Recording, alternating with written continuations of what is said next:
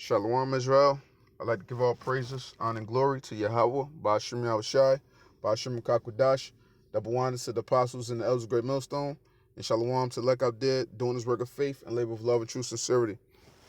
All right, and I wanted to get into a quick topic based upon this precept here in the book of Ezekiel 25. All right, and this is Ezekiel 25 and 12, and it reads, Thus saith the Lord Power, because that Edom have dealt against the house of Judah by taking vengeance, and have greatly offended, and revenged himself upon them.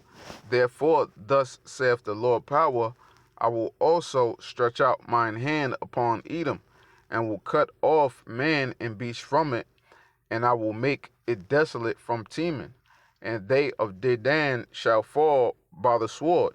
And I will lay my vengeance upon Edom by the hand of my people Israel, and they shall do in Edom according to mine anger and according to my fury, and they shall know my vengeance, saith the Lord Power.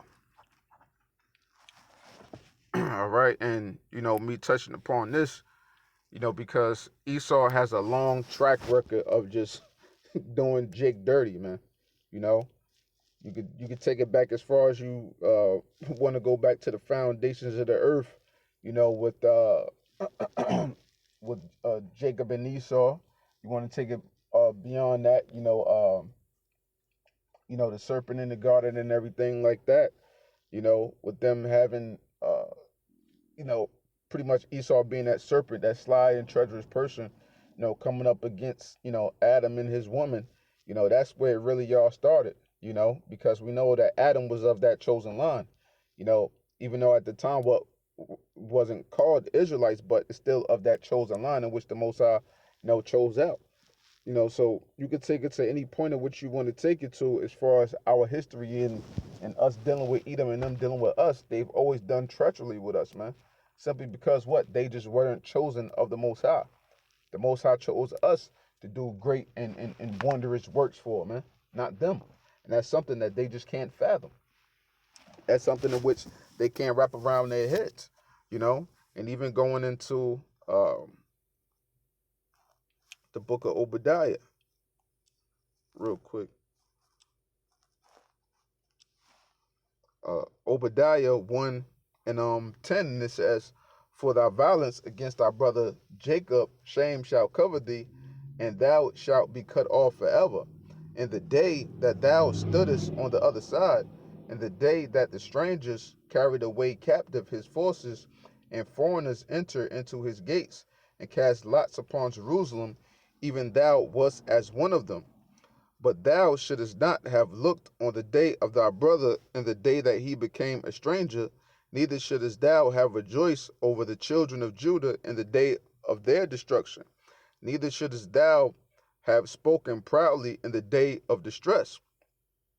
Thou shouldest not have entered into the gate of my people in the day of their calamity, yea, thou shouldest not have looked on their affliction in the day of their calamity, nor have laid hands on their substance in the day of their calamity. Neither shouldest thou have stood in the crossway to cut off those of his that did escape, neither shouldest thou have delivered up those of his that did remain in the day of distress. For the day of the Lord is near upon all the heathen, as thou hast done, it shall be done unto thee. Thy reward shall return upon thine own head. For as ye have drunk upon my holy mountain, so shall all the heathen drink continually. Yea, they shall drink, and they shall swallow down, and they shall be as though they had not been.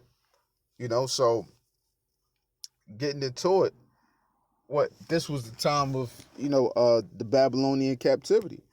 Around 586, 587 BC, where Esau was being just as one of them on the other side, when we were supposed to be brothers still according to this time frame. But that's when the Most High said, "What shame shall cover thee, and thou art cut off; thou shalt be cut off forever." That's when all of that officially ended, and it was like Most High already set it up for us to be, you could say arch enemies, if you will, like some comic book stuff or whatever. But that's what it all boiled down to, man. That's what it all boiled down to. This point right here in history, to where they showed the utmost of of everything, man, just to give us up, give us over, taking our jewels, everything, going into how, now they've also taken the land, because what it said, what, for all the heathen that drink upon the Lord's holy mountain, all the treachery, all the lies, all the bullshit that they've did unto us throughout the years and throughout the generations. It's just purely ridiculous how they've been doing this. It's purely ridiculous how they've been doing this. All right. So going back to what was we at again? Yeah, book of Ezekiel. Because when it says Teman and Dedan, what those was like head capitals of Edom. So, America, what is pretty much the head capital of Esau's territories, throughout the world, because Esau runs this world as we know, and America is his main capital. America is his main capital, and you got to know that what amongst the main capital, what you have the heads, hence what we call, the Illuminati, the illuminated ones on the left-hand side of things. They're the ones that's really feeling it now, even though they feel as though that their plans are coming into fruition, doing this and doing that. Ultimately, they're in for a rude ass awakening, man. And the anger that the Lord is going to have within us is going to be something like none other, because he's going to have to instill his anger within us. Because, we're not, that's why, warriors and soldiers, what I'm saying, they wind up having PTSD, because seeing all those different things is just not normal for the human brain. Even watching certain movies and you seeing how gory certain stuff can get, even though you may like it, but if that stuff was up front, close, and personal, it'd do something to your spirit, man. It'll do something heavy to your spirit that you wouldn't even think. Who actually goes into war thinking that their mind will be bugged out from seeing so much guns and blood and bombs and stuff going over everywhere, man? It really messes with you, man. Messes with a lot of soldiers during those times and during the wars and different things like that, man. So how much more when a bittersweet end comes? So that's why the Lord gotta amp up our spirits, That's why the Lord got to amp up our spirits to be able to instill, his anger within us, because just as mad as and as angry as Jake may get, we don't really have it in us to, what I'm saying, to do, how Esau does unto us.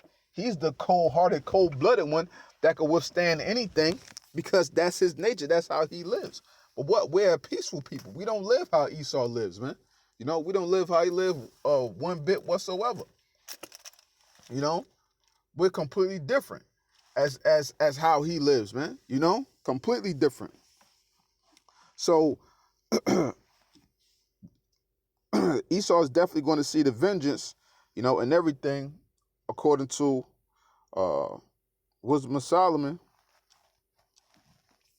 Wisdom of Solomon 5:1.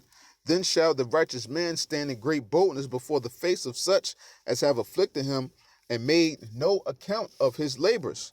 When they see it, they shall be troubled with terrible fear and shall be amazed at the strangeness of his salvation, so far beyond all that they look for, right? Because they're not expecting for us to completely rise up in the power and to do the things that we're going to do when that time comes. I'm speaking spiritually, when the Lord put that spirit upon us, when the Lord actually makes that second return and clack those clouds, and we seeing, the heaven raining with chariots, man. That's the time in which we're talking about. We're not talking about a physical uprising from us gathering up and trying to do something to Esau now. No, we're not carnal. We waiting for the Lord to bring this thing to a spiritual head, man.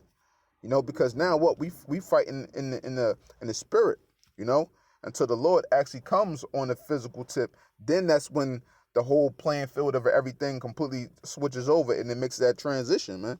So Esau's going to have a lot to pay for, because all of the things in which they've done, man, they're going to be asked out, man. They're going to be asked out. You watch certain fighting cartoons or different things like that, and you see how one entity is so far greater than the other one, and it's just nothing that they can do about it. That's how it's going to be when the Lord makes that second return and he put that anger within us to wreak shop on you devils, man. So, with that, I hope this segment was edifying. I'd like to give all praises, honor, and glory to Yahweh, Ba'ashem Yahushai, Ba'ashem Makakwadash, Double wonders to the apostles and the elders of Great Millstone. And shalom to like out there doing this work of faith and live with love and true sincerity. Shalom.